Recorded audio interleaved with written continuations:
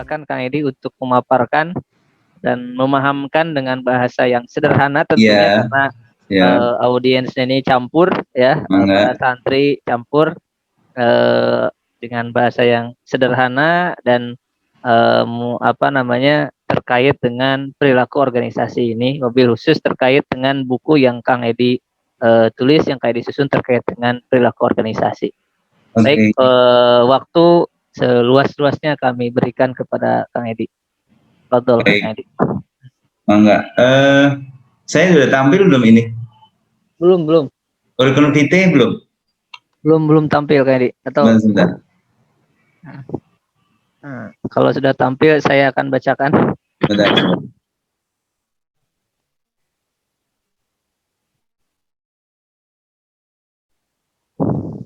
Kelihatan ya? Nah, Oke. masih muter. Nah, oke. Baik, Ya, sebelum pembahasan dimulai, saya bacakan dulu kurikulum vitae dari Kang Edi ya. Nama ya. beliau Edi Muhammad Abduh, SOS MM. Kemudian Alhamidi ya. Ada alhamidinya ini sebetulnya. nomor HP beliau itu ya. Nanti kalau para santri dan juga para pemirsa ada yang ingin ditanyakan buku-buku, tulis buku terkait dengan manajemen dan juga ekonomi dan bisnis ya, sehingga nanti bisa apa namanya menghubungi beliau secara khusus terkait dengan buku-buku yang beliau susun ya. Riwayat pendidikan beliau ya ini dari Fakultas Ilmu Sosial dan Politik Universitas Padjadjaran.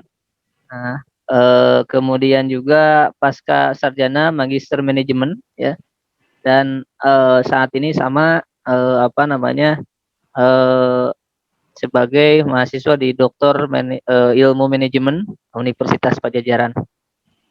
Ini pengalaman pekerjaan beliau dari mulai 2007 sudah menjadi 2000, akademisi. 2001. Oh 2001 ya Allah 2001 kayaknya ini luar biasa ya, sudah jadi akademisi beliau di STI Al Khairiyah, kemudian juga dosen tetap di STI Al Khairiyah sampai 2017 ya. Ya. Kemudian beliau juga sebagai dosen profesional dari tahun 2012 hingga sekarang. Kemudian karena ini orang politik ini jurusannya, beliau menjadi wakil ketua Panwas Pemilu ya Kota Cilegon, dan juga apa namanya Panwas Pilkada di Ya. Cilegon tahun 2005. Kemudian beliau sempat jadi anggota KPU ya Kota Cilegon tahun 2008-2013, dan wakil ketua 3 STI Al Khairiyah ya. Dan saat ini apa namanya beliau mau banyak sekali Kang Edi nih wakil ketua. Nah, saat ini wakil ketua 3 ya STIE Prima Graha di bidang kemahasiswaan, alumni marketing, dan dari tahun Bersama. 2019 sampai tahun 2020 sampai sekarang ya Kang Edi ya. Ya. Nah, wakil ketua 3 luar biasa ya. Beliau banyak sekali ini pengalaman penelitiannya sampai buku-buku nih Kang Edi. Nah, buku-buku beliau. Ah, ini dia. Pengalaman menulisnya wah luar biasa ini. Buku-buku beliau mana nih Kak Edi nih menulis buku ajar dari mulai Intisari Perilaku Organisasi, yang ini mungkin yang akan kita bahas ya Kak Edi Iya, ya. iya, iya. Oke, Intisari Perilaku Organisasi ya. Ini terbitnya tahun 2019 ya. Iya.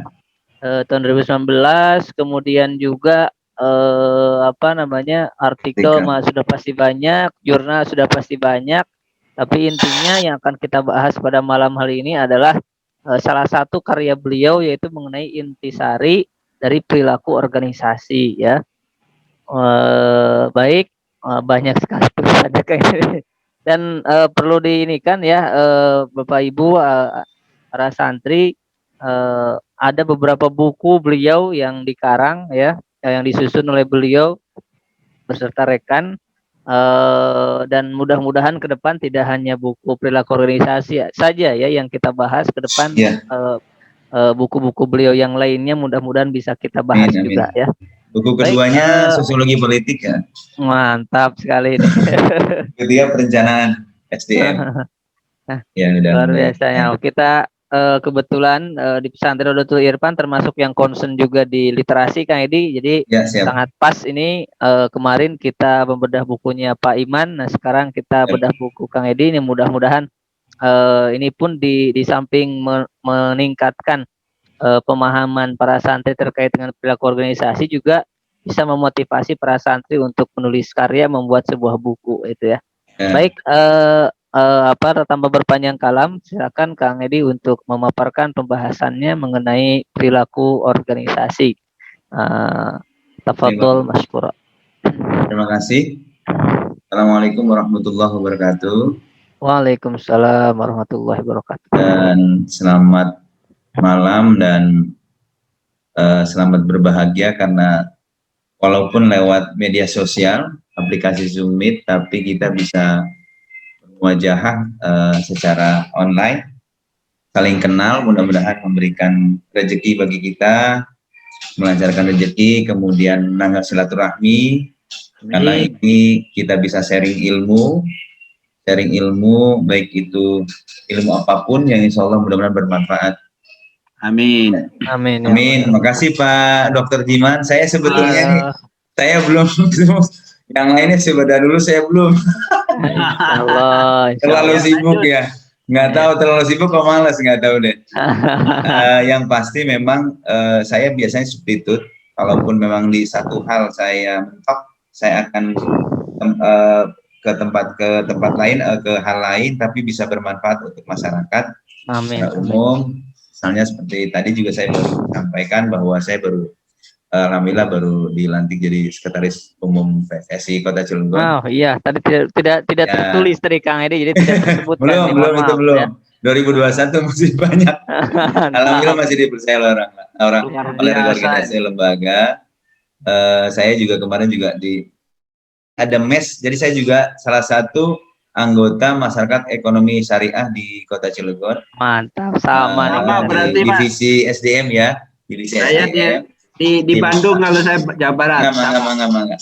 Mantap, ya ini ya saya pertama kenapa saya harus menulis sebelum saya paparkan, karena menjadi dosen tidak hanya untuk menggugurkan kewajiban. Menjadi profesi dosen sebetulnya punya tanggung jawab besar.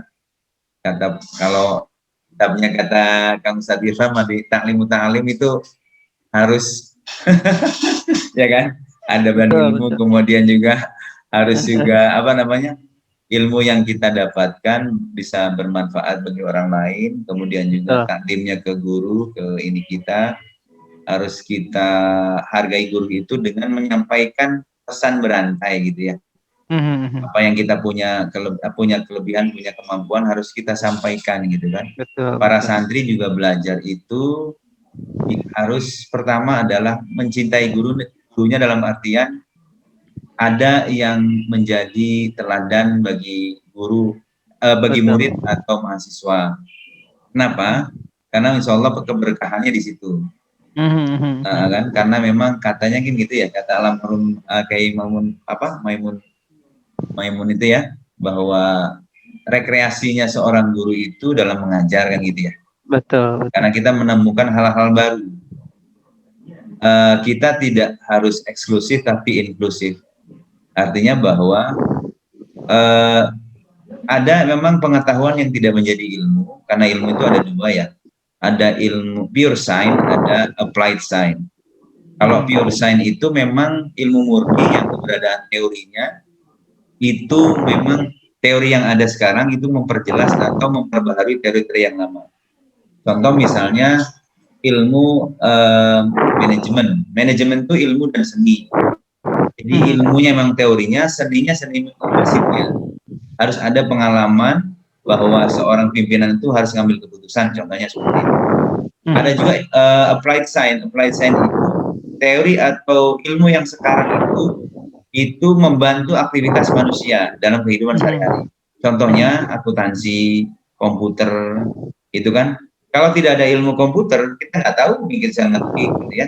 Masih mungkin kalau kita nggak tahu komputer, bisa kayak masih mesin ketik yang jadul, gitu ya. Kalau nggak ada akuntansi, bisa jadi pembukuan sederhana pun kita nggak tahu. debit kredit saldonya berapa kan gitu. Nah, itu membantu aktivitas sehari-hari manusia. Kemudian selanjutnya, kalau kita lihat bahwa perkembangan ilmu sekarang ini seperti di perilaku organisasi, bahwa seseorang itu memiliki perilaku memang masih bisa nih sebenarnya. Sorry, saya juga ada 2 materi ya. Pertama, pendidikan apa namanya yang tadi saya, karena UMKM sebagian, saya akan memberikan juga tentang Quo Vadis pendidikan di masa pandemik, termasuk bisnis pendidikan, dan yang utama memang yang kaitan dengan organisasi ya, perilaku organisasi. Setiap orang itu memiliki perbedaan yang berbeda-beda. Kalau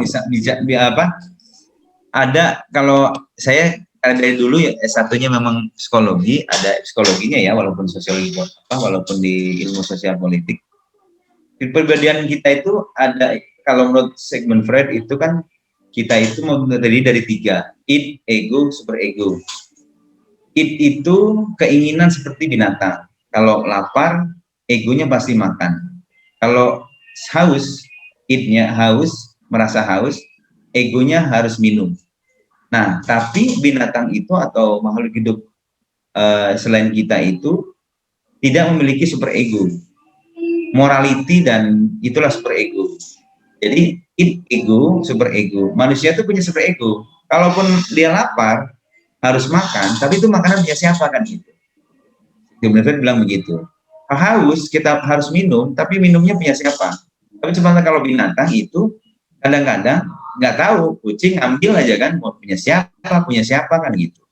Selanjutnya itu, dalam organisasi, setiap orang individu dalam sebuah organisasi memiliki kepribadian tadi, ada yang introvert, extrovert, dan ambivert.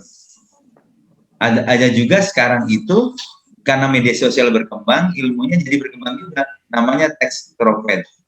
Extrovert itu, maaf, kita tuh biasa di dunia nyata itu diem gitu ya, tapi di medsos luar biasa. Itu extrovert. Kalau extrovert memang lebih agresif ya, explore dirinya. Kalau introvert lebih banyak diemnya. Sebenarnya ambivert itu dua-duanya bisa menyeimbangkan antara extrovert dan introvert. Seperti itu. Dalam organisasi, karena individu memiliki kepribadian yang berbeda, hingga hak kita itu melebur menjadi kepentingan organisasi. Sehingga pada saat kita melakukan organisasi, perilaku pribadi menjadi perilaku kelompok. Itu yang disebut perilaku organisasian, itu studi tentang perilaku kelompok dalam organisasi. Jika seorang yang menginginkan pengembangan dirinya, dia harus berorganisasi. Kenapa?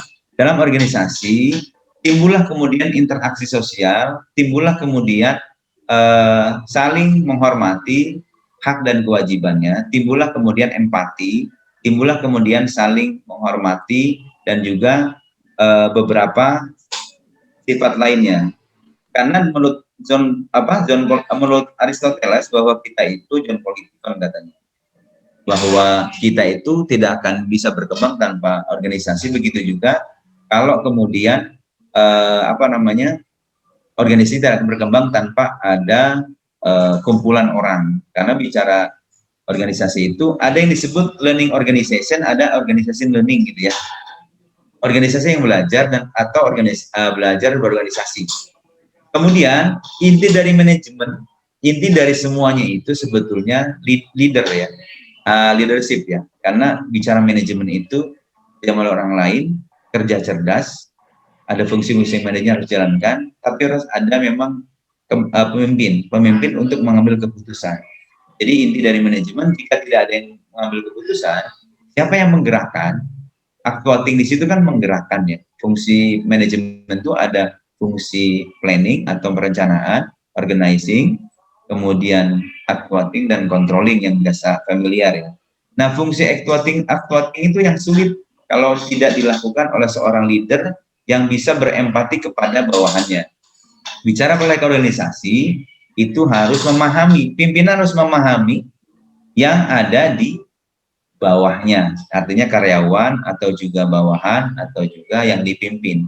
Karena leadership itu harus memiliki karakter empati, supaya apa? supaya ada penghargaan kepada karyawan pada bawahannya bahwa mereka punya peran, mau sebagai UB, sebagai cleaning service, tapi tanpa penghargaan dari pimpinan itu mereka tidak punya percaya diri atau merasa akhirnya secure ya. Karena bicara di proyek organisasi itu harus bagaimana meramu sebuah sebuah organisasi yang kemudian leadership itu bisa diperankan melalui contoh teorinya misalnya Cat Davis misalnya, teori fungsi, kemudian ada kepemimpinan berdasarkan gaya-gaya kepemimpinannya gitu ya. Kalau di buku saya yang ini, saya tutup dulu ini ya. Buku saya yang ini ya, ini yang organisasi yang mungkin akan direvisi lagi. Ini ada berapa bab ya? Ada 11 bab, terdiri dari beberapa ini ya. Bab 1 mengenal perilaku organisasi tentang studinya, kemudian kepribadian dan nilai, perilaku individu, kemudian perilaku kelompok, kemudian ada konflik, ada motivasi karyawan, ada struktur anatomi organisasi, ada desain, ada kepemimpinan, ada proses, dan ada kekuasaan dan wewenang. Nah, ini saya revisi lagi karena kebetulan ini agak kurang ini ya, kalau membacanya rada kurang menarik karena ternyata desainnya kurang menarik. Nanti kita coba edit lagi, insya Allah nanti kalau sudah ada, nanti saya berikan free lah untuk pondok pesantren, saya sumbangkan untuk perpustakaan di situ, beberapa buku saya, termasuk sosiologi politiknya. Nanti sosiologi politik saya nunggu sambutan dari Pak Wali Kota dulu, supaya nanti di depannya ada inilah gitu ya. Mantap. Sosiologi politik yang memang agak tebal ya, karena dua ilmu jadikan satu, ilmu sosiologi dan ilmu politik ya. Seperti itu. Nah, di buku saya sebetulnya ini intisari. Jadi membantu para mahasiswa atau pimpinan untuk memahami ya, karena disebut buku saku atau buku intisari ya nggak masalah lah. Karena saya lihat dari beberapa sumber, baik yang dari penulis luar negeri maupun penulisan dalam negeri. Sebetulnya kalau punya minat literasi tadi, kemudian keinginan menulis, kita pertama harus percaya diri. Kalau percaya diri kita ada, kadang-kadang memang membuat kalimat itu sulit. Sulitnya apa? Karena kita tidak dibiasakan. Atau juga gini, untungnya kita ini di Indonesia ini belum ada haki yang memang menerbitkan kesamaan ya, walaupun ada aplikasinya ya, kesamaan penulisan, di skripsi, di disertasi atau di tesis, tapi tidak diklaim karena kan kalimat-kalimat itu kadang-kadang mirip gitu ya. Tinggal sekarang kita bisa bersintesa, bisa membuat parafrase dengan model lain gitu ya. Kan misalnya contoh, kalimat mungkin bisa diganti jadi barangkali, gitu ya, seperti itulah. Jadi ada kata lainnya gitu ya. Bagi teman-teman yang memang ada adik-adik yang suka menulis, tulislah apapun itu, apalagi ada laptop, ada komputer, toh bisa diedit ya. Nah, kalau sudah kebiasaan menulis, kita akan tertantang dengan, oh kira-kira tulisan saya bagus nggak yang kemarin? Dilihat lagi, dibaca lagi, coba minta komentar dari teman. Saya juga memberanikan ini, kenapa? Pertama memangnya tuntutan, kalau dosen itu tidak hanya menjadi mengajar dan mendidik, tapi juga harus mengabdi pada masyarakat dan juga penelitian. Nah, menulis itu salah satu sama nilainya dengan penelitian. Kalau penelitian kita memang harus melakukan survei ya. Sementara kalau buku, karena memang ini studi literatur, kita hanya butuh referensi dari beberapa penulis untuk meyakinkan bahwa tulisan kita ini ada kepeminatan terhadap hal tersebut. Lagi-lagi memang menulis itu, kan ini kalau ini buku textbook ya, ada juga buku-buku cerita, cerpen, atau apapun lainnya, essay gitu ya. Memang saya dari dulu di S1, saya sering nulis cerpen, Kang Irfan, Ustaz. Jadi pembiasaan diri, cerpen, baik yang non-fiktif maupun fiktif, kemudian juga beberapa puisi ya, walaupun saya bukan orang sastra, tapi saya coba, dari situ kemudian timbul keinginan bahwa kenapa, pertama memang sebetulnya dari handout kuliah ya, handout kuliah atau modul akhirnya berkembang, kenapa nggak dibuat buku gitu ya. Atau misalnya gini, Kang Ustadz Irfan bisa saja mengumpulkan di pesantren yang khotib, khotib dibukukan, bisa kumpulan khotib versinya pesantren di Kang Irfan, itu bisa menjadi buku kumpulan khotib itu. Saya juga punya tugas nih, orang tua yang selalu khotib dari semenjak tahun berapa, tahun 70-an ya, yang bahasa Arab semua, karena saya juga nggak nyantri, maksudnya nggak pinter bahasa Arab ya kan, bukan di ini ya, hanya sampai sanawiyah, tidak, maksudnya tidak apa namanya mendalami itu, tapi setidaknya memang itu sebenarnya bukan apa-apa. Kita tidak akan lupa dari sejarah bahwa para pendahulu kita sudah memberikan ilmu, tentang ilmu, tinggal kita mengembangkan dengan versi sekarang. Contoh misalnya kalau cerita itu, katakanlah ada buku-buku yang Gajah Mada, misalnya cerita Gajah Mada, tapi versi sekarang, gitu kan, diterapkan di model sekarang. Atau misalnya komik atau apapun lah ya.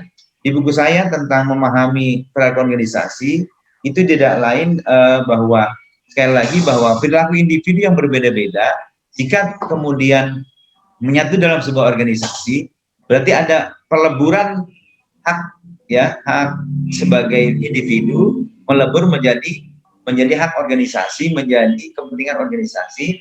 Yang harus didahulukan adalah bagaimana caranya kita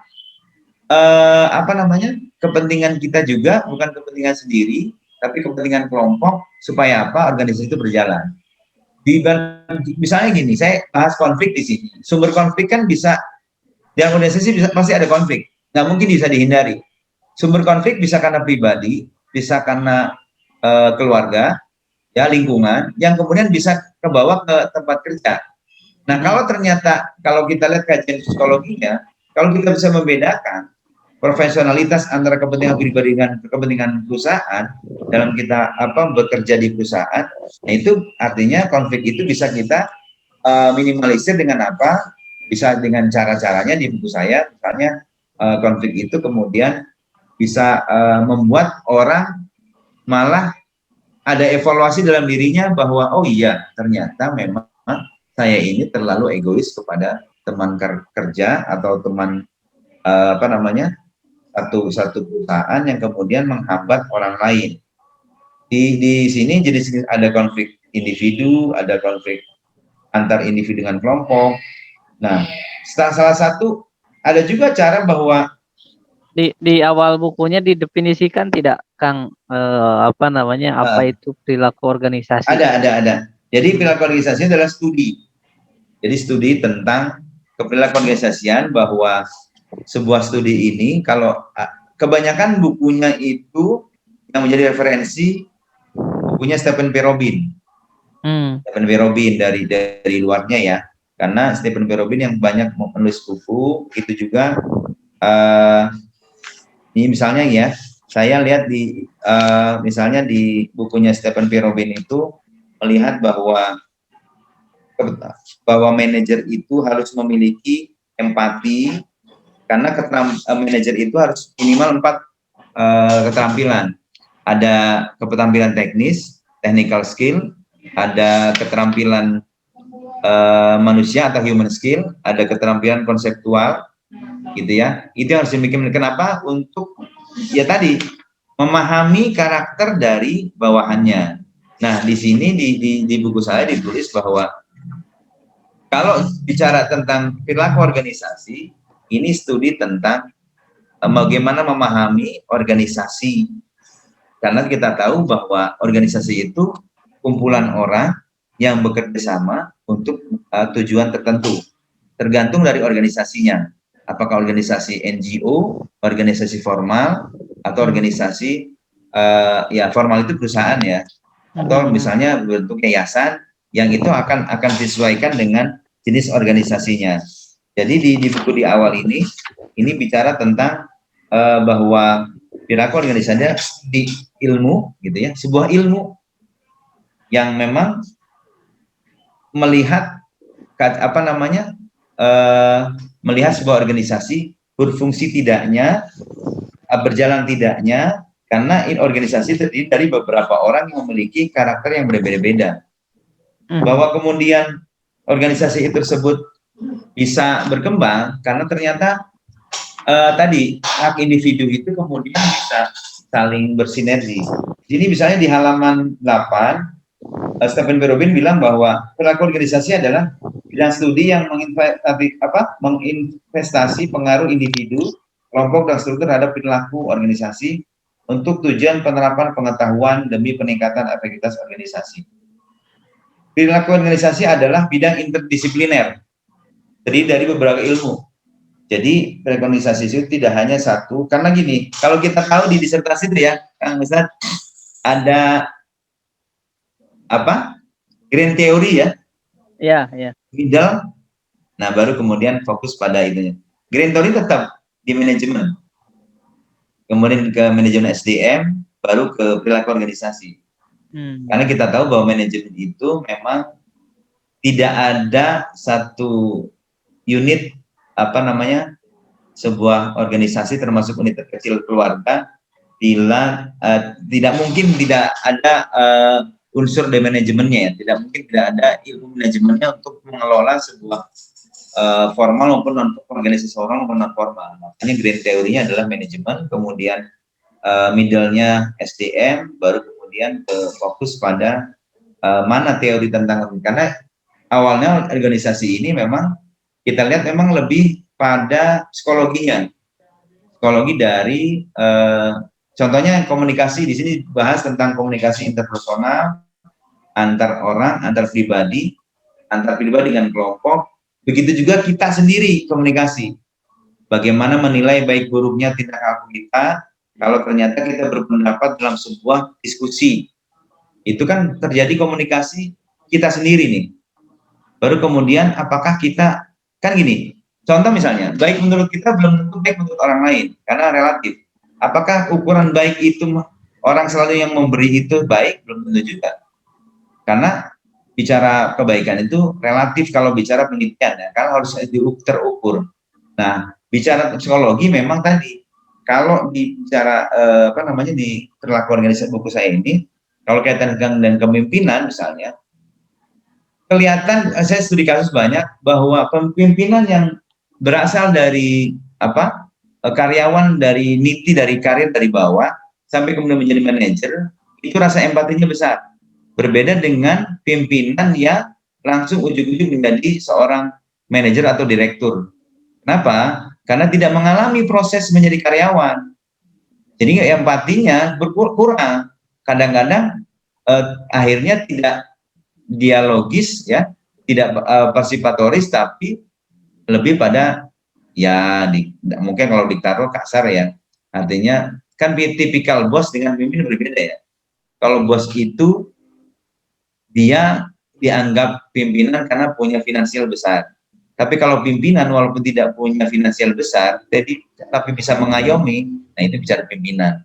Artinya bahwa di buku-buku saya ini semuanya memang teori-teori yang ada, yang saya sadur atau saya kutip referensinya, itu memang tidak jauh dengan buku-buku manajemen. Hanya untuk organisasi lebih pada psikologinya, psikologi dari orang yang berkumpul membentuk sebuah organisasi. Kenapa? Karena kumpulan orang itu memiliki karakter berbeda, kepribadian berbeda untuk tujuan organisasinya.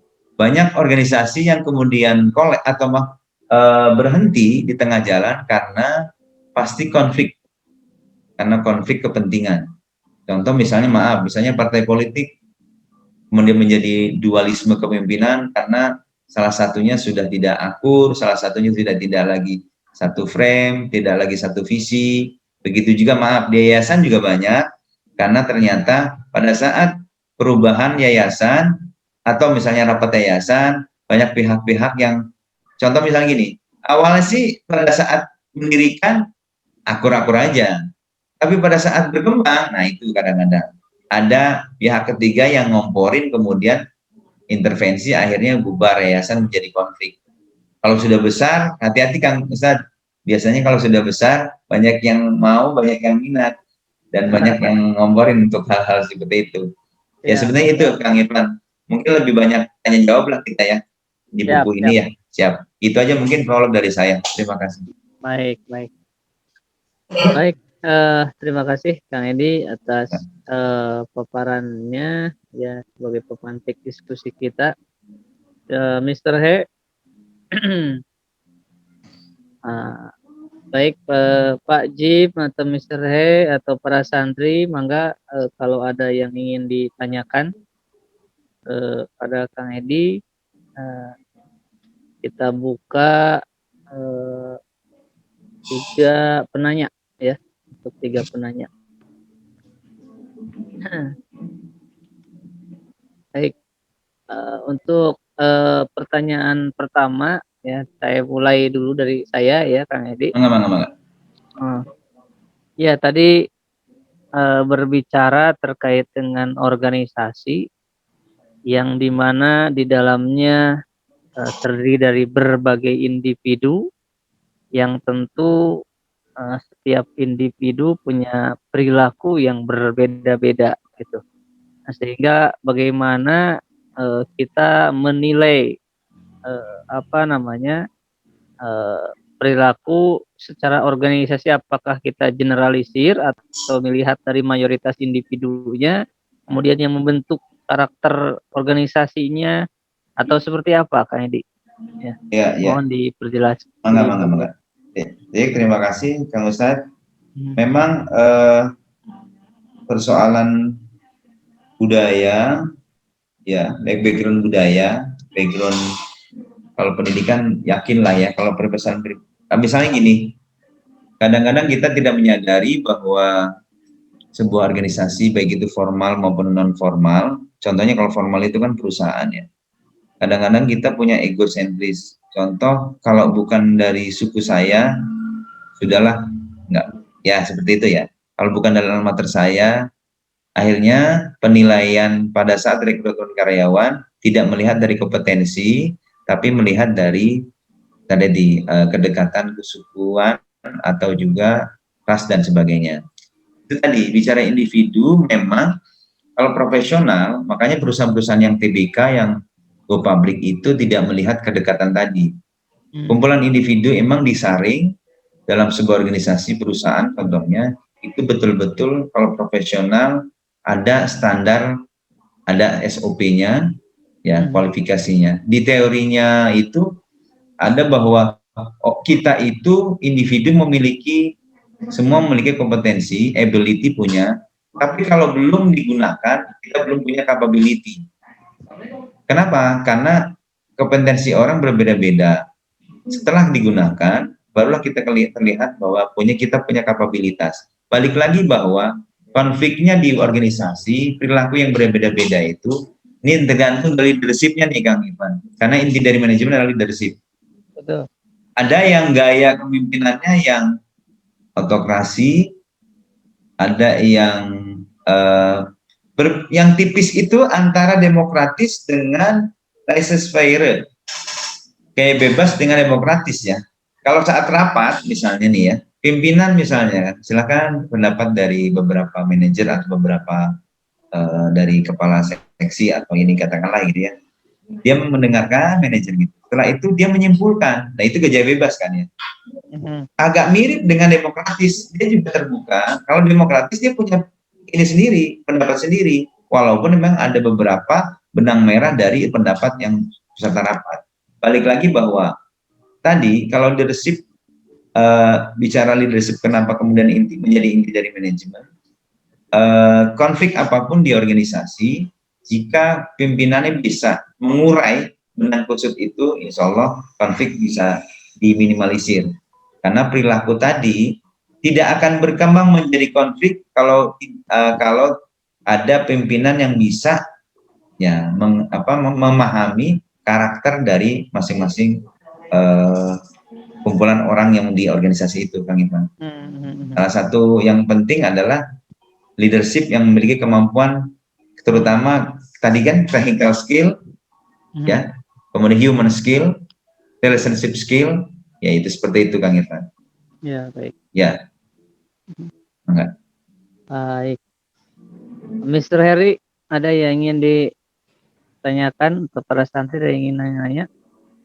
Ada di santri ada siap. Enggak. Enggak, silakan.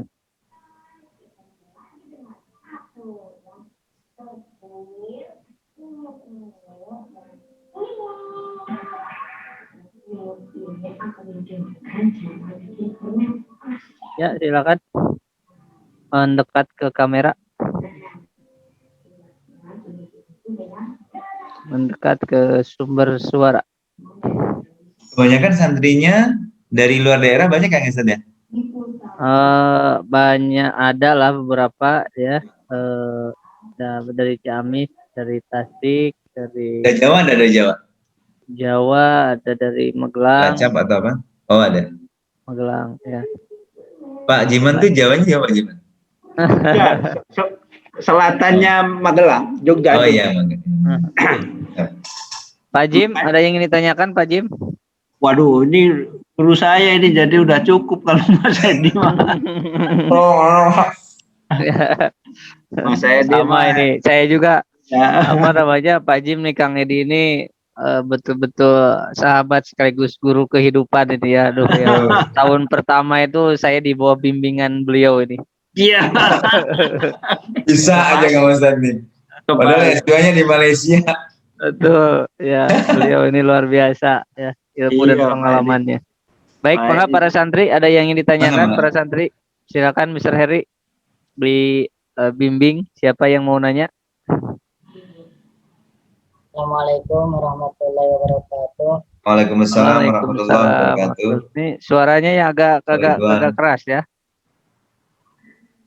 Nama saya Muhammad Ri Fauzi, kelas 8 dari sekolah SMP IT IQBS Ciamis.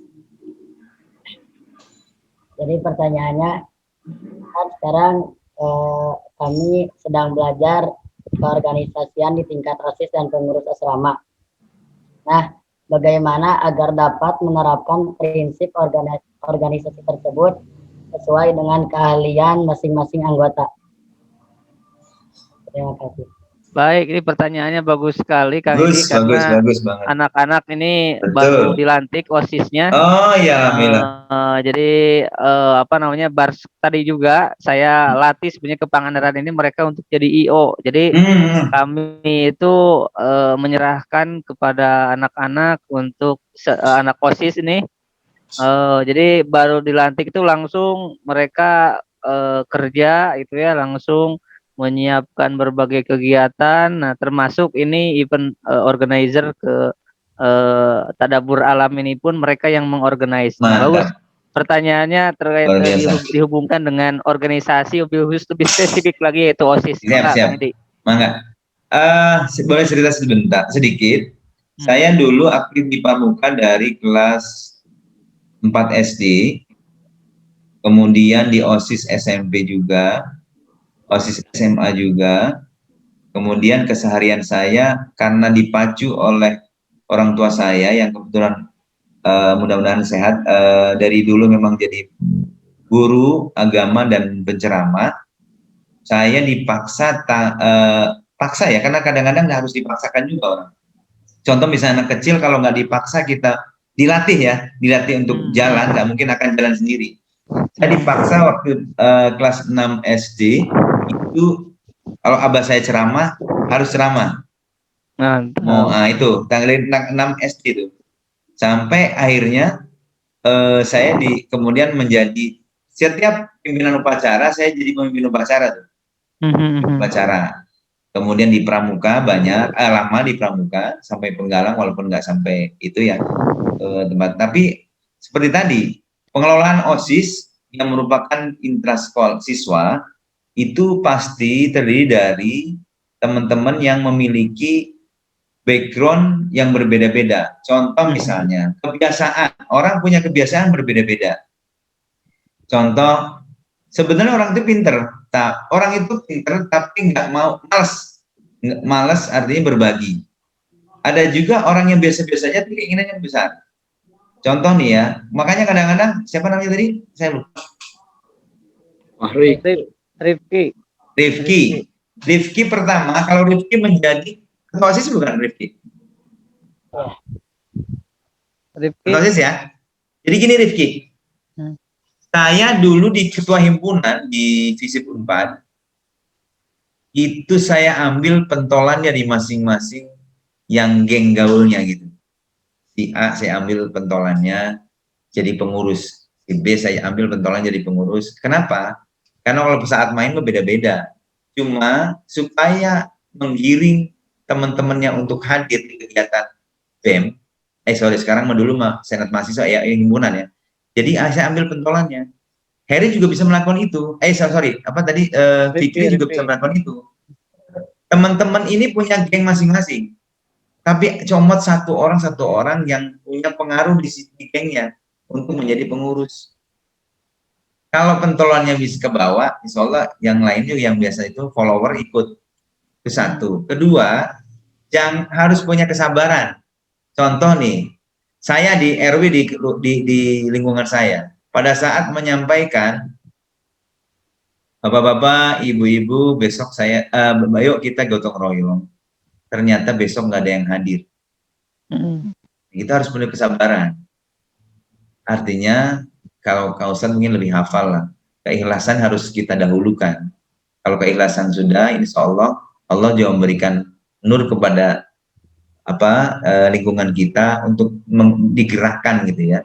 Karena judulnya kita nggak tanpa pamrih ya. Kalau tanpa pamrih, Fikri menjadi ketua OSIS tanpa pamrih, tanpa arti ingin dipuji, itu berbeda dengan yang ingin menjadi dipuji, itu langkahnya akan berbeda. Karena kalau dipuji berarti melakukan hal sesuatu, kalau nggak dipuji ya udah males. Tapi kalau bicara keikhlasan, itu beda. Dengan keikhlasan, walaupun Rifki misalnya yang diajak rapat cuma 5 orang, lama-kelamaan kan besar. Saya pernah jadi wakil bidang kemahasiswaan, membimbing mahasiswa yang pencinta alam. Dari mulai 4 orang, sekarang puluhan, sekitar hampir 100. 4 orang ya, Kang Ustadz. Saya berikan motivasi. Saya kalau Anda berorganisasi jangan melihat quantity dulu ya, quality dulu. Kalau kualitas kitanya di tempat, percaya diri, buktikan dengan prestasi. Fikri sebagai ketua OSIS yang baru dilantik, buktikan dengan kerja nyata di bidang apapun. Kalau yang ada, kasih ruang semua teman-teman sesuai dengan bidangnya. Jangan misalnya gini, karena Fikri nggak suka bola, nggak ada unit bola, jangan. Karena Fikri nggak suka misalnya ngegambar, jadi nggak ada misalnya UKM atau juga unit kegiatan ekstra ngegambar, jangan. Berikan peluang sesuai dengan keminatan. Itu salah satu cara membuka peluang bagi teman-teman untuk mengembangkan minat bakatnya. Salah satu caranya ya. Kedua, kegiatan jangan kemudian memaksakan begini. Nggak bisa nih besok, padahal teman-teman bisa rapat. Itu lakukan. Itulah bicara hak pribadi melebur jadi hak kelompok. Jangan karena ego, saya nggak bisa. Ya udah dibatalin, jangan begitu. Kita harus mengikuti keinginan mayoritas, bukan minoritas. Ya, seperti itu. Salah satu cara. Kemudian penting ya, pimpinan itu walaupun hanya menegur, menyapa, itu bahkan memberikan penghargaan kepada anggotanya. Kenapa? Gitu misalnya. Walaupun Anda punya masalah, maaf misalnya, finansial, uang nggak ditransfer gitu. Tapi ya memang harus ada jaimnya dikit. Kalau pimpinan memang begitu resikonya. Orang terdepan dalam hal ada bahaya, orang terbelakang dalam hal kesenangan. Dahulukan bagi yang pengikutnya dulu gitu. Kan gitu ya. Kalau kita sudah begitu, sampai gini, Dr. Ahmad Juwaini ya, yang di senior saya yang selalu banyak berikan, yang dulu dompet duafa, direktur dompet duafa bilang, kepemimpinan itu, orang pimpinan itu malah sampai, buang air kecilnya karyawan, buang air kecilnya anak buah itu disiram sama pimpinan. Begitu ininya leadership, karena pimpinan itu jadi nahkoda atau pilot atau masinis apapun namanya, yang menjadi garda terdepan dalam kepentingan gerbong yang dibawa atau penumpang yang dibawa, tergantung dari leadershipnya. Kalau hanya kepentingan sendiri leadership, nggak usah, besok nggak usah rapat, saya nggak ada keperluan. Berbeda, itu bicara tentang bosi ya, berbeda dengan leader yang mementingkan kepentingan organisasi. Tapi sekali lagi, ada juga di psikologi itu. Kalau kita terlalu mementingkan kepentingan orang lain, itu namanya altruis. Lawan dari individualis. Nggak boleh juga. Kita juga punya hak untuk istirahat.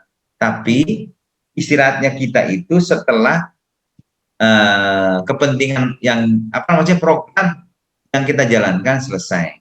Dan kita juga punya hak untuk privacy, untuk tidur, untuk istirahat, untuk makan. Jangan juga sampai mengganggu. Gara-gara jadi ketua OSIS malah kurus itu, jangan juga. Tapi bagaimana caranya mengajak teman-teman merasa ini ringan sama dijinjing, berat sama dipikul ya. Berempati itu loh yang sulit ya.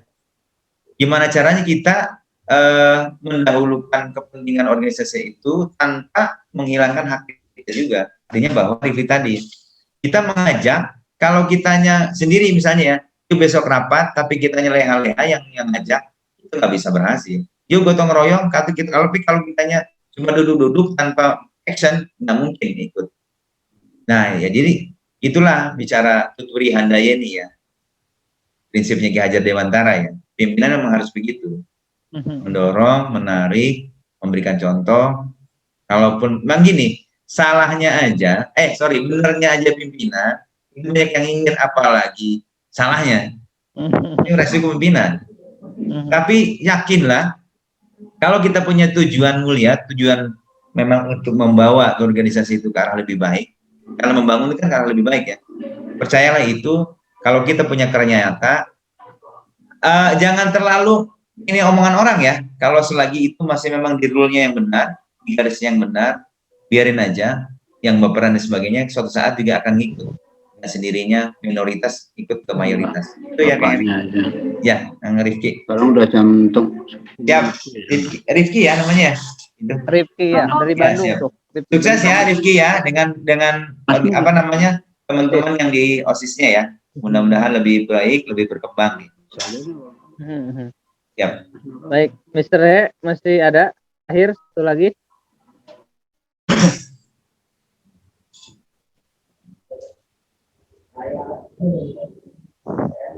Halo, Mr. He. Dari santri cukup, Bi. Hah? Dari santri sudah cukup katanya. Sudah. Oh, baik. Baik, Kang Edi. Wah, tak dirasa ini udah 9:30 itu di situ, benar. Iya, Bang Edi mau ngobrol terus ya.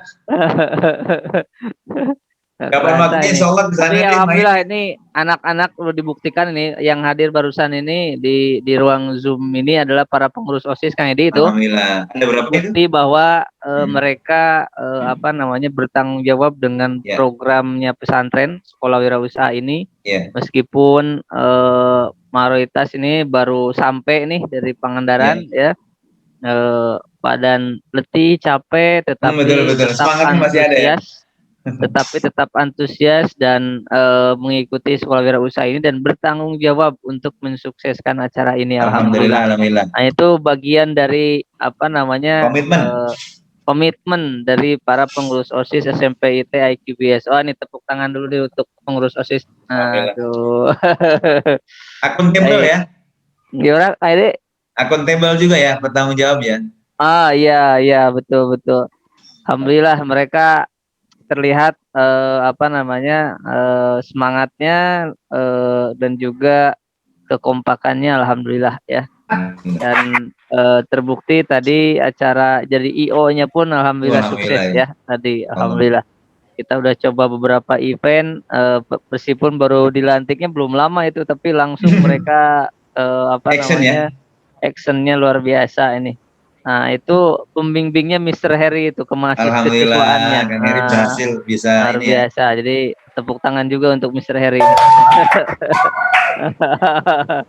Oke.